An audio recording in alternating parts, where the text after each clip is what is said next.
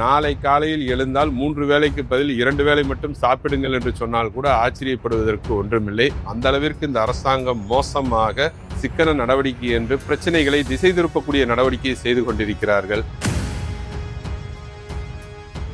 இன்றைக்கு ஒட்டுமொத்தமான அரபு நாடுகளுக்குள்ளே ஏற்பட்டிருக்கக்கூடிய பதட்டம், போர் சூழல் என்பது அங்கே இருக்கக்கூடிய எண்ணெய் உற்பத்தி நிறுவனங்களையும் எரிவாயு உற்பத்திகளையும் நிறுத்துவதற்கான காரணமாக அமைந்திருக்கின்றது. கேஸ் சிலிண்டருடைய விலை என்பது உயராமல் தடுத்து நிறுத்தப்பட்டது என்பதை நாம் பார்த்திருக்கின்றோம். அந்த ஆணையத்தை நரேந்திர மோடி அரசாங்கம் 2014 அமைந்தவுடன் முதலிலே கலைத்து விட்டார்கள்.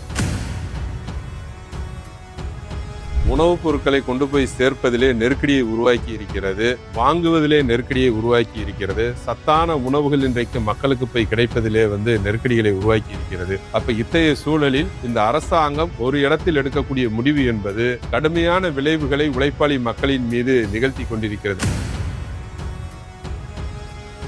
ஏற்கனவே இந்திய அரசாங்கத்துடைய நடவடிக்கையும் இன்றைக்கு ரஷ்யா உக்ரைன் இடையில நடைபெற்ற போராக இருக்கலாம், ஈரானுக்கு இடையில நடைபெற்றுக் கொண்டிருக்கக்கூடிய போர்களாக இருக்கலாம். இதன் காரணமாக இந்தியாவுடைய ஏற்றுமதி சந்தை என்பது கடுமையாக பாதிக்கப்பட்டிருக்கிறது.